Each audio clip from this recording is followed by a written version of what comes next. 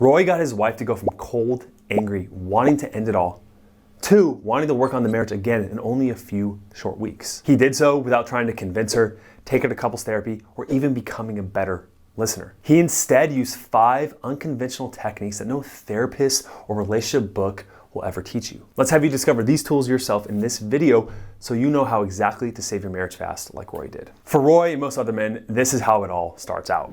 I was in the headspace of just saying, F this, I'm done. She was in the headspace of, I'm doing what I want to do. I'm tired of how you respond. I was afraid of just being transparent because of how you would respond. And she just kind of collapsed emotionally. And for most men, this marriage meltdown comes quite fast. One of the most common mistakes I see with men that not understanding their wife is that when she gets upset about something and she's threatening to leave, or you guys are just going at it, but then a week later or 2 weeks later, you guys make up, maybe you have intimacy together and she seems fine.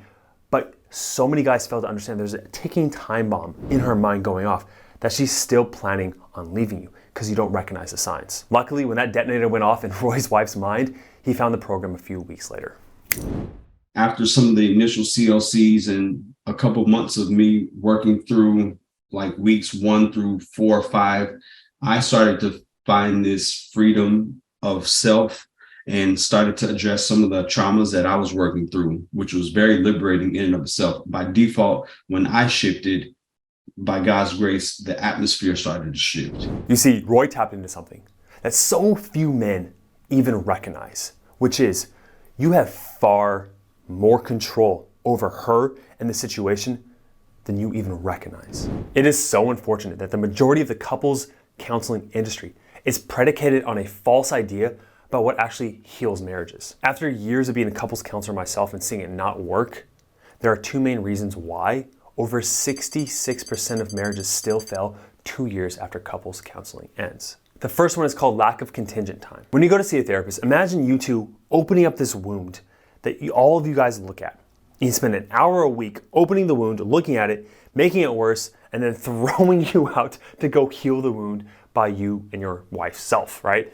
And it's just like, how could you heal a wound for an hour a week? You have to sit there every day and work on it, but you don't have the tools with your wife. You need to see this doctor once a week for an hour, but when you're there, it takes a whole hour just to open up the wound. And you still have to clean it and take after treatment. You see what I mean? When you go to see a couples counselor, you spend that hour and you're just fighting, and then they throw you away. That's what would happen with me in the couple setting is I would spend the whole hour just trying to fix the problems that were coming up, and then time was up and they had to go, and I couldn't see them for a whole another week. It didn't make sense. The second component is PFT versus SFT. This one sort of builds off the first. PFT means problem-focused therapy versus solution-focused therapy. You see, therapy is actually more problem-focused. You bring up the problem and you try to solve it. But what I recognize is that instead, if you focus on solutions to the problems, instead of focusing on the problems itself, the solutions actually fix the problems. But when you only go and talk about the problems, it creates a negative experience with you and your wife, and all you remember is the negative things, and just reconfirms in her mind that the relationship shouldn't be worked on.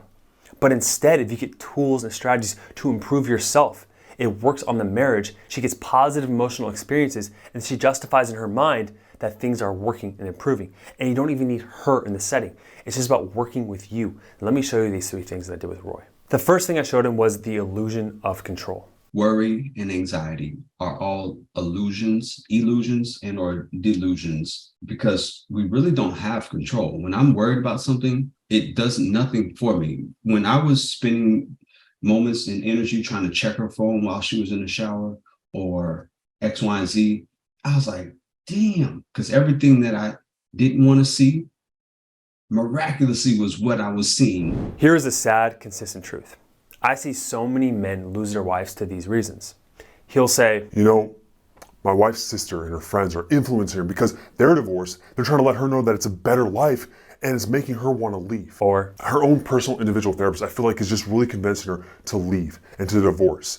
And I feel like because the therapist is divorced, that it's really influencing her to do so. Or my favorite one. Josh, if only she wasn't narcissistic. She has all this abuse and trauma from the past. And if she worked on it and she dealt with it, it would make the relationship better. That's the reason why she's leaving me. If any of those things are happening in your marriage, let me ask you a few questions. How much control do you have over those reasons? Does saying those things to yourself, even though they make you feel better in the moment, does it help you get your goal? Look, I get that you want to look for reasons outside of your control to justify that feeling of helplessness you have, but ultimately, saying those things to yourself only makes you suffer. There's a really good Stoic quote that sums this up. You have power over your mind, not outside events. Realize this, and you'll find strength. You know, it's crazy because I used to do this myself. I give you one of the most crazy stories when I had zero control, but I got angry about it.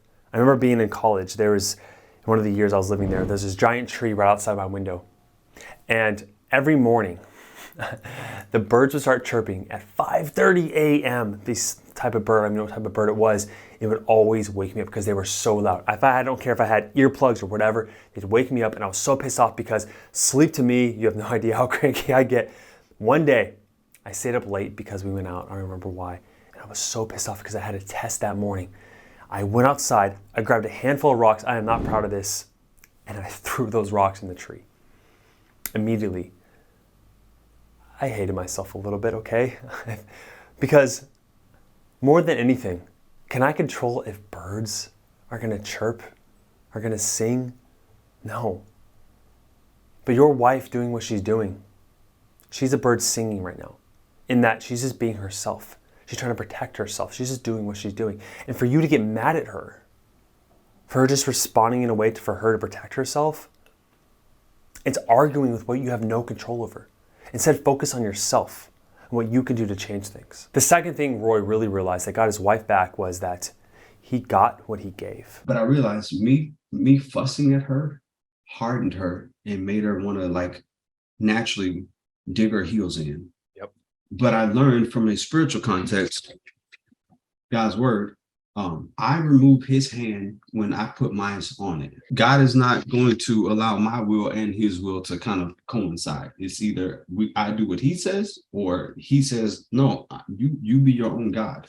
So learning to allow God to be in control of this and focusing on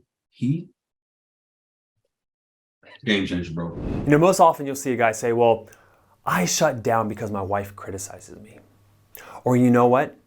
I don't appreciate her because she doesn't have sex with me.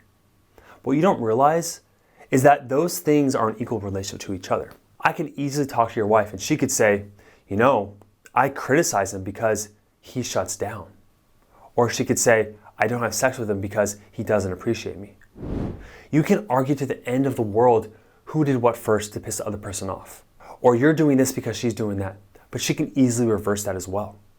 And so what Roy realized in our personal philosophy here on this channel in my company and the men I work with is that men lead first. That you're the one to take the lead. And the best way you could take the lead in the relationship is by letting go of all the things she's done to you. Forgive her and give her what she wants first without the expectation of anything in return. Because the moment you do that, the moment you get what you really want. And I just want to say that you don't give to actually receive. You give because it's the man you want to be. You want to become the man that ultimately gives compassion, grace, and goes towards love and acceptance, confidence and nurturance, because that's the man you want to be without any expectation of anything in return. The third point is called loving leadership. Inherently, women are begging for a leader. They're inherently begging for a spiritual leader who is able to create this atmosphere of emotional safety. I lost my mission focus when I really saved the best for last.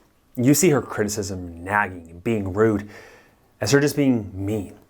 Just because she's just a mean person, or she's just whatever label you've given her. When you operate from that reality, giving her that label, you treat her in a way to make that behavior double down. Instead, if you see her criticism and nagging as just a scared little girl that's in pain, that wants your love, but doesn't know how to accurately ask for it, you show up the way you were supposed to. Remember, every criticism she has is secretly a request for love and compassion in disguise. When I failed to realize she's inherently begging for a leader through all the bitching and moaning and complaining and doing whatever she wants, she was seeking something that I should have been providing. And it was a reverse way of communicating to me. So the next time she's doing that, just give her that love and watch what happens. Now I want to wrap up this video by sharing one final point that Roy had. As she was demonstrating, I realized that I needed to get back on my mission and my hustle to be the dude that sets the atmosphere, that satisfies the yearning inside of her. And it's been helpful. It's been tremendously helpful. You can set up a call by clicking the link down below to work with me and my team personally. Like the video if you enjoyed it, and I'll see you in the next one.